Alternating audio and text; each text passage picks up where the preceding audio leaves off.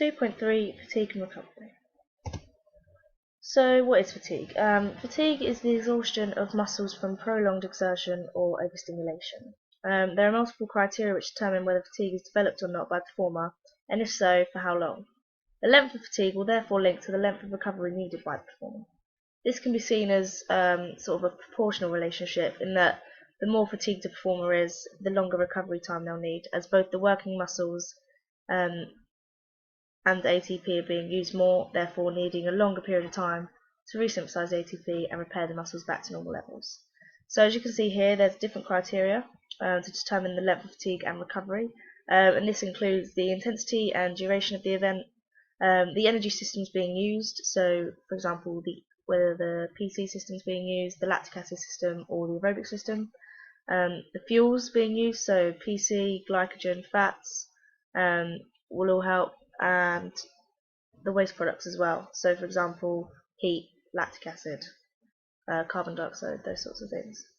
So for example, a 100-meter sprinter, a 400-meter runner, a marathon runner and a games player would all endure different lengths of fatigue and therefore would all require different recovery periods.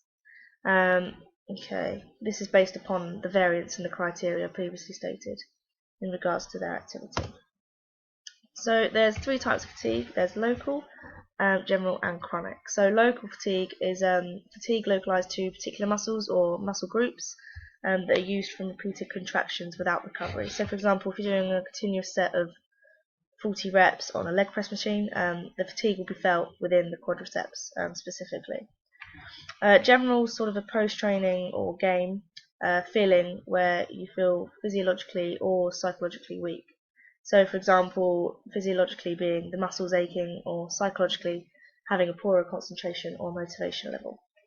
And lastly, chronic fatigue is a weakened immune system from excessive overtraining and poor recovery. So for example, if you're training every day without rest days, your muscles aren't going to recover and you're not going to adapt to training.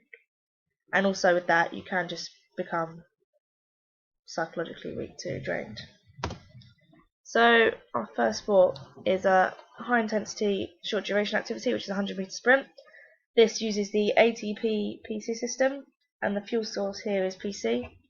There aren't really any real waste products. Heat's probably the only one, which is released in the form of sweat.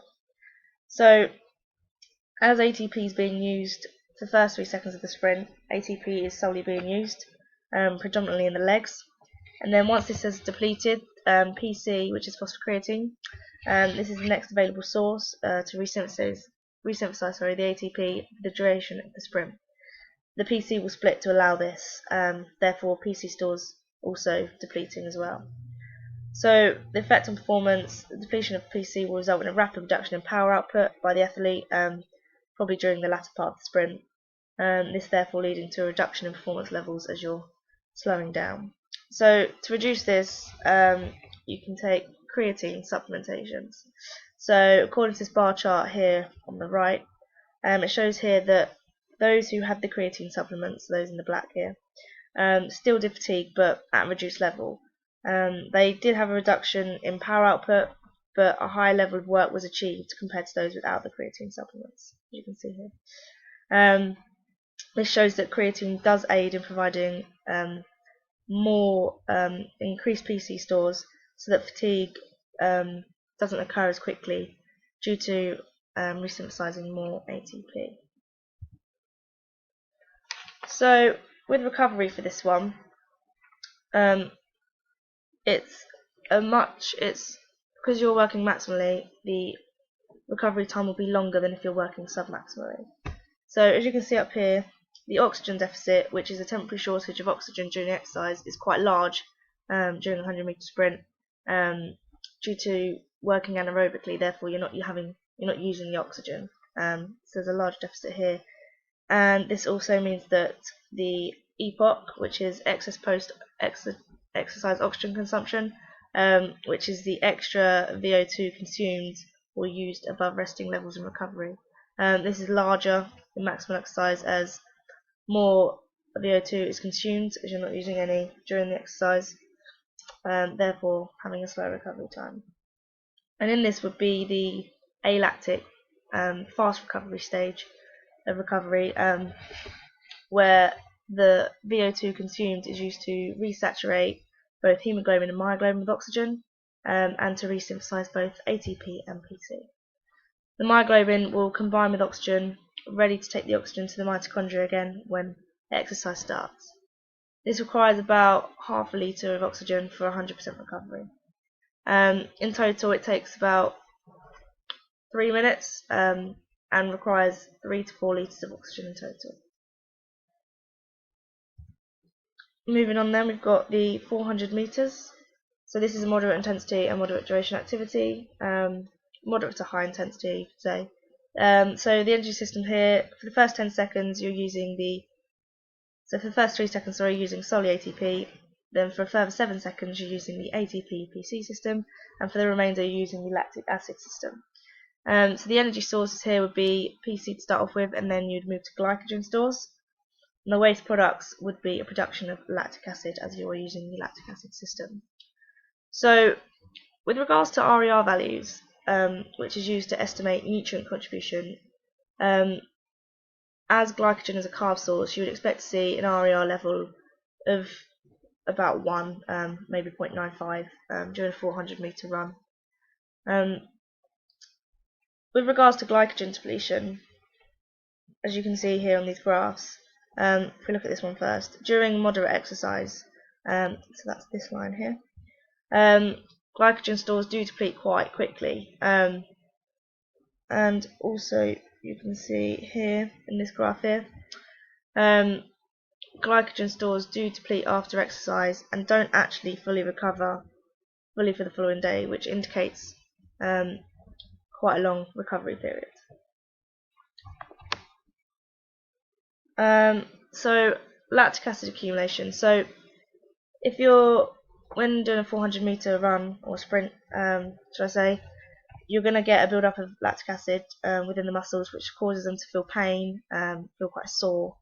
It's this which is due to the acidity levels increasing, which lowers the pH. So this is called acidosis. So this is where there's an increased hydrogen ion concentration in the blood plasma, which has a bad effect because the hydrogen ions interfere with electrical signals in the muscles and nerves, and slow down enzyme reactions, and also inhibits muscular contractions. So in other words, you're not able to run anymore as your muscles aren't contracting. Also with this is OBLA, which is the onset of blood lactate accumulation. So when lactate levels reach above 4 millimoles, you start to decrease in performance as you're building up a load of lactic acid. Therefore, you can't work any longer. So a way to reduce this could be soda loading. So drinking sodium bicarbonate sort of minutes before you run helps improve the buffering capacity. So hydrogen carbonate ions can absorb more lactate, so therefore more can be degraded into carbon dioxide and water to be removed safely from the body. This therefore delays fatigue by being able to remove more of the built-up lactic acid within the muscles.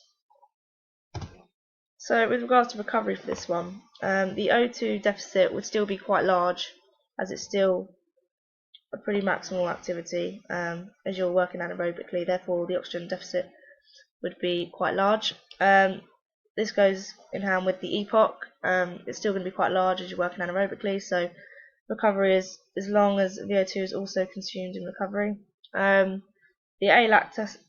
alactic recovery would also occur, but you'd also get the lactacid recovery, which is the slow phase of recovery, and it's there to take place to remove carbon dioxide, lactic acid, and to replenish glycogen stores. This requires more oxygen, requires about 5 to 6 litres of oxygen, and takes about 2 hours to a couple of days to replenish glycogen stores.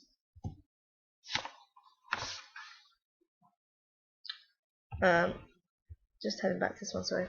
So the remaining lactic acid, so you'd get 65% is converted back to pyruvate, which enters the Krebs cycle, used as a fuel to make energy. 20% is converted to glycogen via the Cori cycle in the liver and is stored in both the muscles and the liver. 10% is converted into protein, and lastly 5% of the lactic acid is converted into glucose via the Cori cycle and placed in the liver. And last point is DOMS. So this is delayed onset of muscle soreness.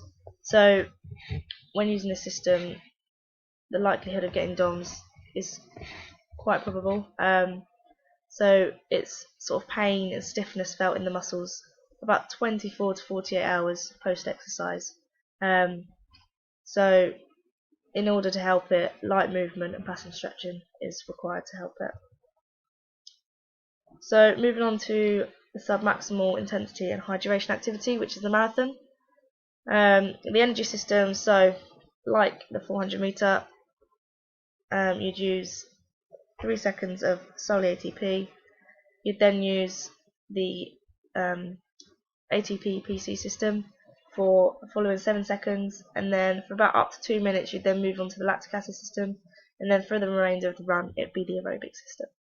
So the energy source here would predominantly be glycogen, carbs, and then towards the latter part of the run you'd probably use your fat stores. The waste products here are carbon dioxide and water. So sort of an RER value you'd probably see here is around 0.85, which indicates you're using sort of 50% carbs and 50% fats. But you can train your body to use fats quicker on, so your glycogen depletion stores. Glycogen depletion doesn't occur as quickly. So at the start of the run, your glycogen stores will deplete, but not as fast as a 400 meter due to working at a low intensity. Towards the end of the run, like I said, the glycogen depletion will cause the body to use an alternative fuel source in order to continue resynthesizing ATP. This is fats. This is the next best fuel available, which provides energy for the muscles. So it's good, as I said, to use fats as a fuel source, so you're not using the precious glycogen that you have. Therefore, if you can train your body to use fats as an energy source during aerobic work, will benefit the athlete, as you're not using glycogen, therefore able to work for longer periods of time. So the effect on performance. So glycogen depletion will cause you to drop in performance as you're unable to keep working due to not enough ATP being resynthesized. This results in not enough energy being delivered to the working muscles to work for longer, causing fatigue. So ways to reduce this can be through glycogen loading. So this involves reducing your carb intake for about 6 days before the event for 3 days, and then reducing exercise levels and obtaining loads of carbs for the following 3 days, so that you've got more carbs stored for the time of the event. You need to make sure that you have a lower exercise amount in those 3 days prior to the event, because then you're not using up as much carbs during the exercise, and you're overloading on it, so you have a lot to use for the event. This obviously enables you to last longer, as more fuel for muscles to use for energy. Now with regards to recovery for this one, the O2 deficit will be smaller, as you can see here, than in maximal, because you're working at a lower intensity, so use less oxygen due to a lower demand for oxygen at the muscles, therefore having a lower VO2 max. And in terms of this, EPOC will also be smaller, because there's less VO2 consumed as it's consumed during the event, so therefore recovery time will be quicker. And both the alactic and lactacid recovery phases will take place like in the 400 meters, but just at a quicker rate.